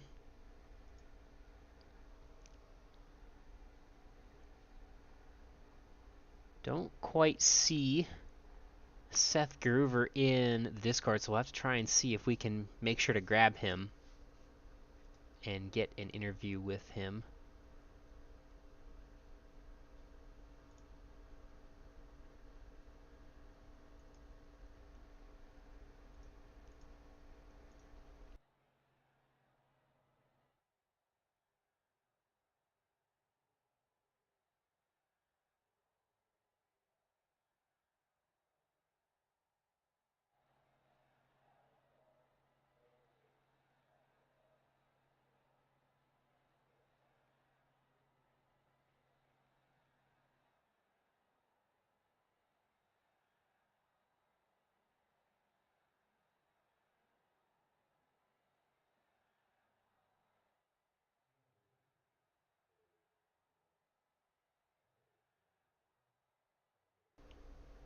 All right, well, apologies for that brief moment there, but we are going to get into those interviews, starting with the 44 of Anthony English, and we'll bring him on up into the broadcast booth here. So, Anthony, definitely been a minute since we've seen you here on Thursday nights. Got you back in the car, and coming back to get a top 3 finish has to feel pretty good, but let's hear it from your perspective. Oh yeah, I just came out and run with the boys, have some fun and just try to keep clean and finish. And kind of just ended up lucky. That pit stop went pretty well for us on that green flag stop and got us some good track position and just kind of rolled with it, and ended up getting a decent finish there. I was gonna try. Initially was gonna push Andrew, and then I'm like, I'm gonna try for it. And then they freight trained me, so I was like, okay, so I went back to pushing Andrew, but good win for Andrew tonight. Yeah, I noticed you guys were working together in the group chat or in the chat together, so it's got to feel good to have a teammate that you're working with come home a 1-3 finish for you guys tonight. Oh yeah, it's always a pretty good accomplishment when you can get any couple of your teammates, even a top 5 together or whatnot, let alone winning and getting a third, taking 2 of the podium spots. But yeah, I mean, I'll take it. It's been a while.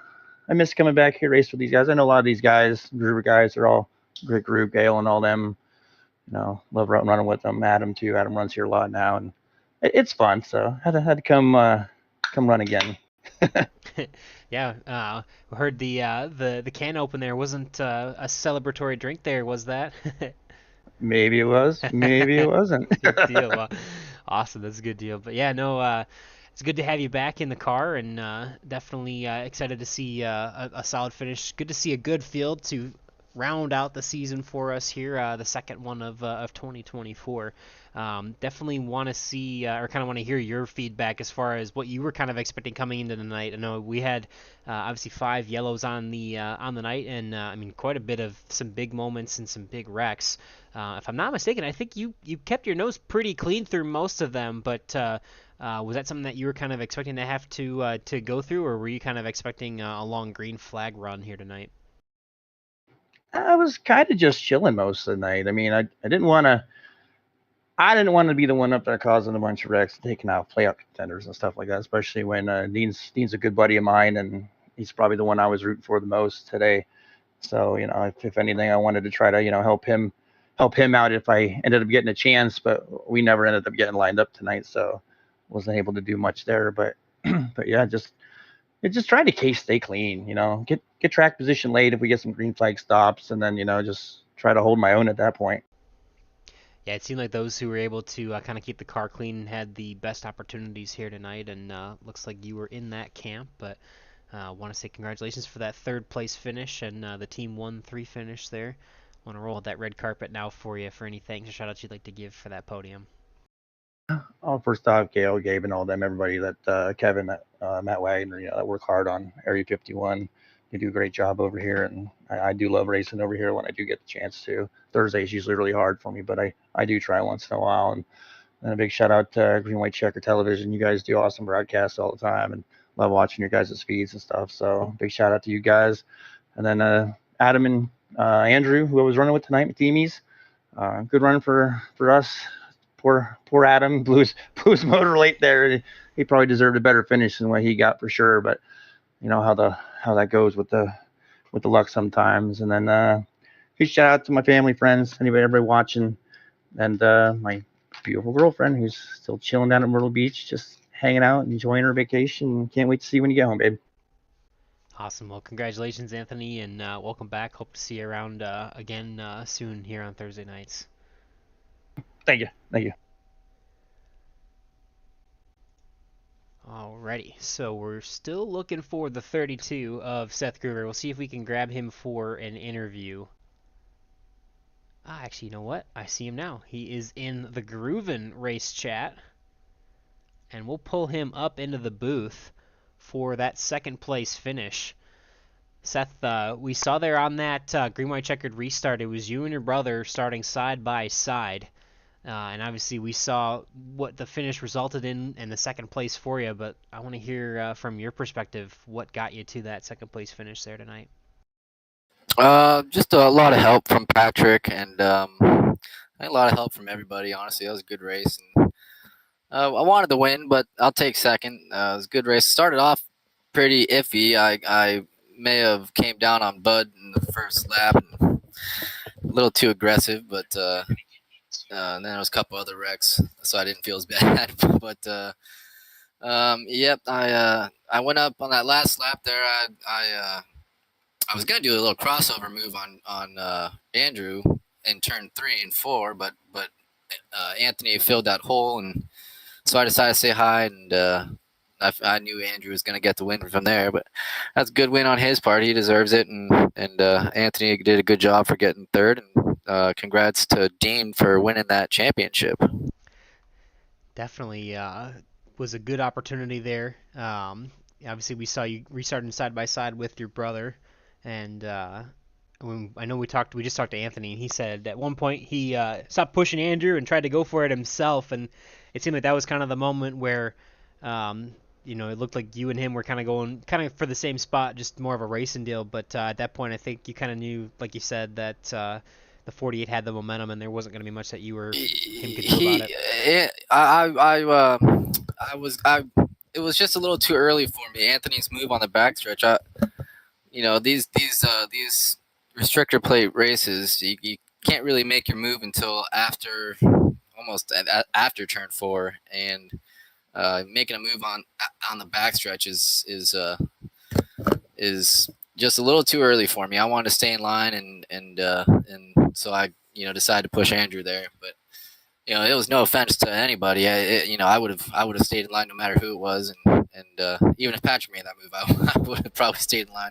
But yeah, Patrick, I don't know, he got there. I think they got taken 4 wide back there and got taken out.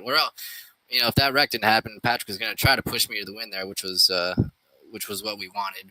But we'll take second, and yeah, good race. Yeah, definitely a solid way to kind of finish out the season. I know the playoffs didn't necessarily go the way that either you really had hoped for, but still a valiant effort for you guys to get in the playoffs, nonetheless, with a bit of a limited schedule. And then it's good to see you guys at least compete throughout the entire playoffs here. But I know, nonetheless, second place to cap off a decent season for you guys has got to feel pretty good. Yep, it does. And this whole season, I've been having connection issues with my computer, and I think I finally just got it fixed on the last race here. So that's good. So maybe next season we can come back a little stronger and see what we can do then. Good deal, Seth. Well, want to give you now that red carpet rollout for you, and give you opportunities for any thanks or shout outs for that second place finish. Yeah, I feel like I'm on Hot Ones, getting the red carpet rolling out right now. But, I did steal that from Sean. Yes. Yeah, yeah, it sounds good. But yeah, well, obviously thank you, Boomer, for broadcasting, man. That must be tough broadcasting alone, honestly.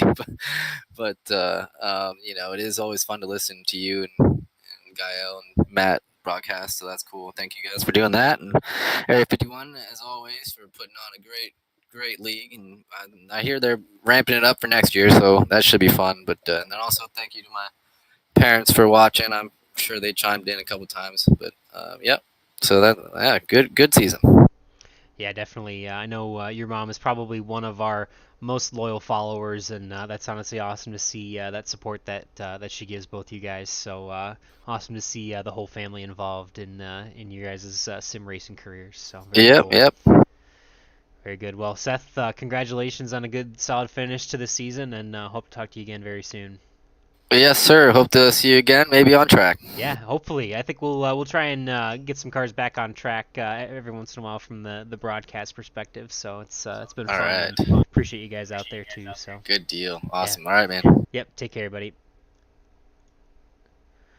Alrighty.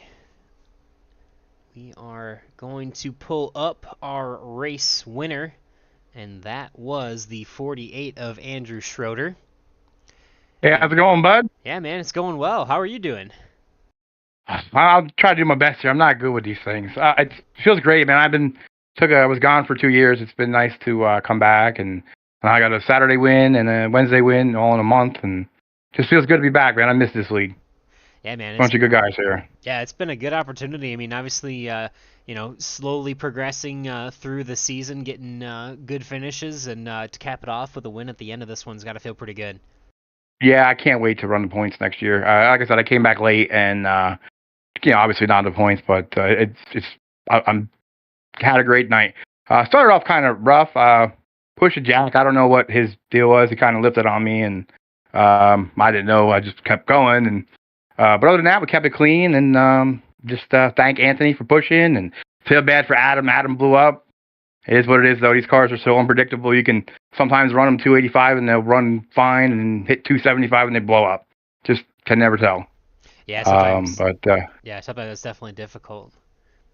Yeah, a little rough on the damage model with these things, but you just gotta get used to it. But feels good to have a win, and man, like I said, I missed this league. This is a great league. It really is. I really enjoy running it. So looking forward to running points next year. And congratulations to Dean, man. I didn't want to be the cause of anybody losing the championship. That was my biggest. But I also wanted to get up there and win, just to show that I can win. So yeah, score one for the old guys.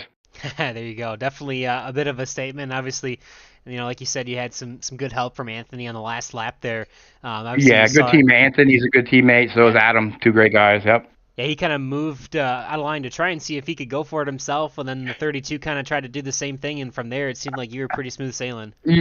Yeah, he pulled up from behind me, and I yelled at him a little bit. I'm like, "Are you kidding?" But we're just having fun coming to the end. Yeah. If he would have won, or it wouldn't matter. But I just, we've had a great time tonight, really did. And I finished with a fast repair. I never had to use it, so I think I had a tiny little bit of damage from that squirrel in the beginning. But other than that, we were good to go. Yeah, very good. Well, like you said, score one for the old guys, and a very right, and for the Jets, win. baby. Yeah, going to the Super Bowl this year. Yeah, as a Bills fan, I hope not, but at least I can root somewhat for the Jets when they're not playing the Bills, knowing that there's a good friend in the league that roots for them too. But Yep. Congratulations to you, man. Big Thank you, win, sir. And I want to roll out that red carpet now for you for any thanks or shout outs you'd like to give for that victory. I want to thank all the guys that run the league. Kevin and Gabe, and I'm sure I'm missing some people. I'm just coming back, so I know it's a little bit of different people, but I want to thank everybody who runs the league. Thank you guys for a great broadcast, and everybody watching, and it's just a lot of fun, man. It feels really good to be back, and I can't wait to points run next season. Both Sundays and Thursdays, I'm going to run points. Yeah, looking forward to it, man. Hope to talk to you again very soon. Congratulations again, Andrew. Yeah, thank you, bud. Have a good night, man. You too. Alrighty, so it was teased just a little bit by a couple of our interviewees, but that is no problem. We are going to bring up the championship winner, and that will be the 55 of Dean Wilkinson.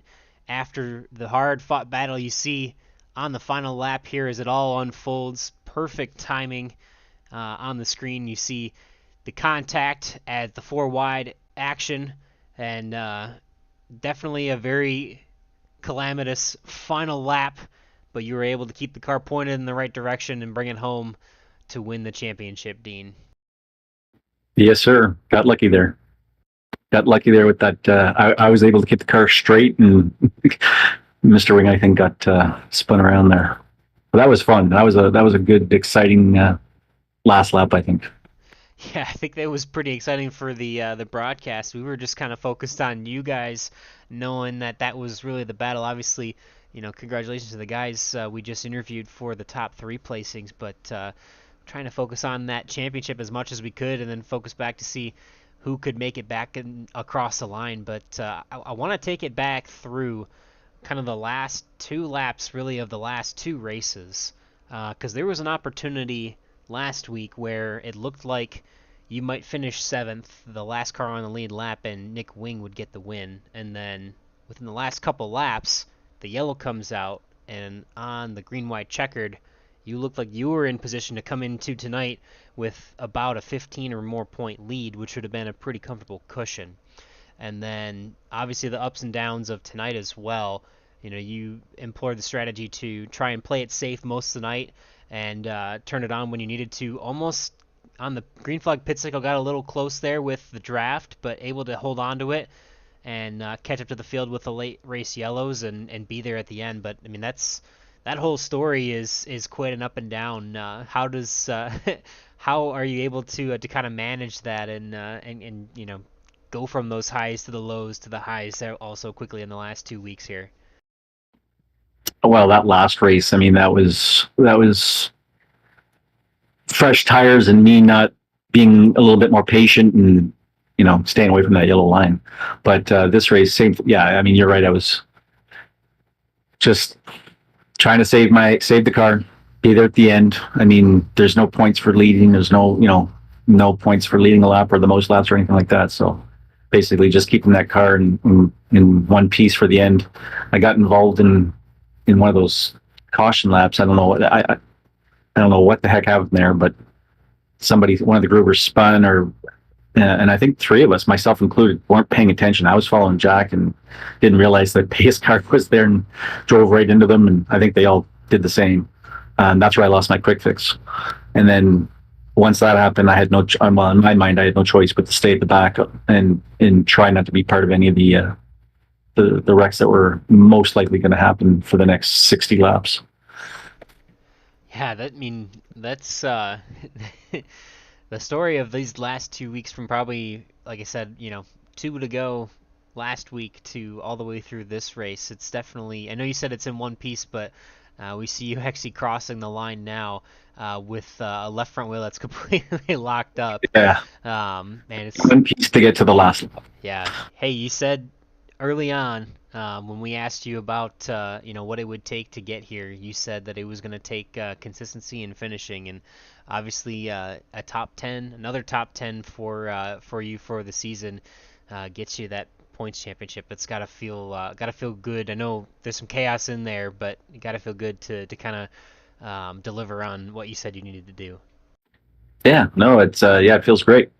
First championship, and I appreciate all the guys that wanted to help out or did help out. Bob Fitzgerald, Tom Dixon, the Grover brothers. I mean, if it wasn't for them on that push on the outside, got me up to the front, then that wreck happened. So Matt and I don't know if it was Seth or Pat, but I think it was Seth. Got me to that top front bottom line, and that basically put me ahead of Mr. Wing. So thank you guys. Definitely fortunate for sure, and I know it's kind of been a long time coming. Guile at the top of the show had mentioned, he wasn't sure who to root for. Obviously, his dad and his team kind of runs with Roswell Motorsports more often than not, but with Nick there. But he'd also said that obviously you've been around the league for quite some time, and as a veteran member, definitely both were very deserving of the whoever won the championship tonight. But it's got to feel good to finally earn one here. It sure does. Yep. Yeah, it's awesome. Yeah. It was a good. I was excited when Nick got behind me. That was so fun.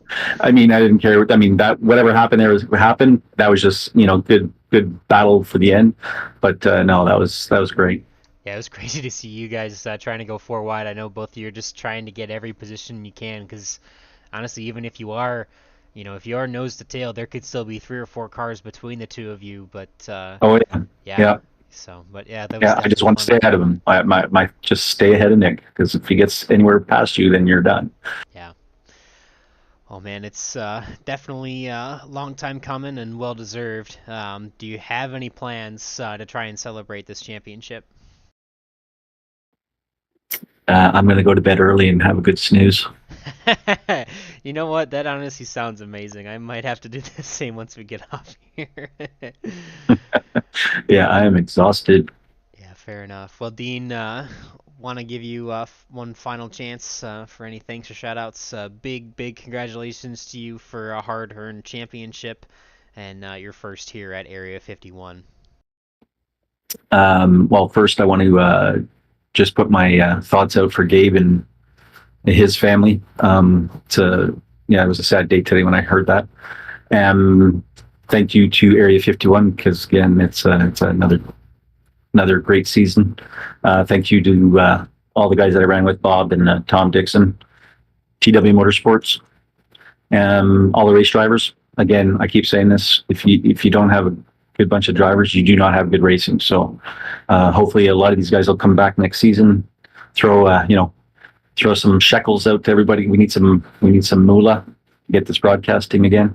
Because again, this broadcasting with you, Boomer and Gael, it's I always enjoy going back to watch it. It's a fun time. So yeah, thank you to you guys.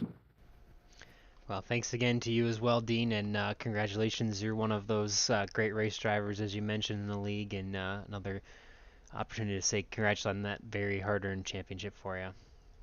Thanks, Boomer. Oh, I'll bring him back up. 1 second. Yeah, I'll bring you back up. I just wanted to congratulate the winner. I just, yeah, congrats, Andrew. Yeah. Good luck. Good deal. Thanks. Yep, thanks, Dean. Yeah, good night. I heard him say something, and I was like, I want to give him a chance. Alrighty, so that was definitely an exciting race, an exciting season. That was a good battle that came down to the end between Dean and Wing and Nick Wing. Obviously, Nick trying to be up in the pack and got him a little bit of damage at a few times, but Dean did the same thing and early and ended up holding back. And at the end, they were side by side trying to go four wide, trying to win the championship. And you see, it's a little bit of a wrecked race car, but it's limping its way, obviously in replay, so it's even slower, but limping its way back to the front stretch. And while we talk through here, I'll play this, see if we can see if there were any championship celebrations for Dean there, but good championship for him. He's going to jump up one spot to grab the top spot. Nick Wing still a solid season, finishing with 2 wins, 4 top 5s, and 8 top 10s in 12 races. Eric Lorry's going to finish third with 4 top 5s and 10 top 10s in 12 starts. And then Seth Groover coming back up 4 spots on the week to finish 4th in points. Then Bob Fitzgerald and Ambrose Kniebel 5th and 6th. Jim Brooks falls 2 spots, but he'll be in 7th for the championship. Pat Groover is going to be in the 8th spot, followed by Tom Dixon and Brandon Briggs. And then Rick Sanchez and Jeremy Osborne 11th and 12th, who weren't able to finish the last couple races there. So, yeah, definitely a lot going on this season. Obviously, can't finish the broadcast without one more final note to Gabe. And very obviously, you see a lot of cars carrying the pink JB heart on them, and definitely a very tough loss for Gabe Butler and his passing of his wife there earlier this week. But Gabe, I think, had previously won a couple in a row. I know it was probably more than a couple in a row here on Thursday nights, and his absence is absolutely felt.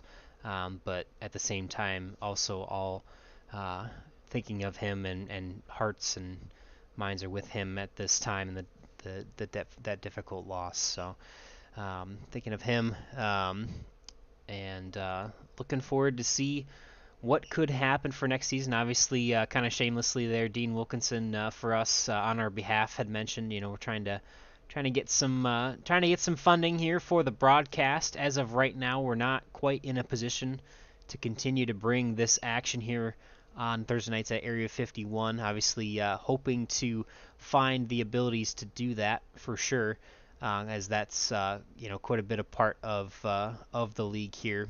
And nonetheless, there will still definitely be action on track for Green White Checker TV, but we'll be trying to figure out what series are going to run when, and what broadcasts may be available for the next couple seasons for the end of 2024. So I wish I had more that I could say to announce and let everyone know what our plans are at this time, but obviously the admins are working diligently to try and determine that schedule. So obviously make sure you're still following Green White Checker TV, subscribing, and paying attention to all those upcoming broadcasts that we schedule here.